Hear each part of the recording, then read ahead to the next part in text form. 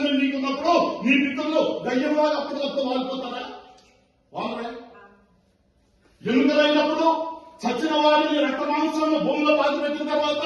మళ్ళా తిరిగి ఎముకలు తిరిగి లేచినప్పుడు దేవుని యొక్క రాకడ వచ్చినప్పుడు వీరందరూ కూడా ఏమవుతారు అంటే మహాసైన్యం అయిపోయి వీరు ఇశ్రాయేలు ప్రజలను పిలువబడుతున్నటువంటి క్రైస్తవులైనటువంటి మనకు వీరు వెళ్లి ప్రపంచ దేశాలతో యుద్ధము చేయాలి అంటే ఆ రోజుని ప్రస్తుతానికి యుద్ధాలు చేస్తున్నటువంటి ఇశ్రాయేల్ దేశం గాని క్రైస్తవ దేశాలు గాని అమెరికా దేశం గాని యుద్ధంలో వీళ్ళందరూ చచ్చిపోతే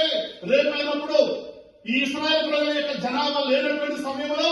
ఈ దేవుడు మన చచ్చిపోయిన ఎముకల దగ్గరికి వెళ్లి వీరు బ్రతికినట్లు ప్రార్థన చేసి ఎముకలను బ్రతికించి వాటి మీద చర్మము పూసి మాంసం బ్రతికి రక్తమును కండరాలను బయలుపరిచి వాటిలోని పంపించిన తర్వాత వీళ్ళందరూ కూడా తిరిగి దేవుని స్తోత్రం.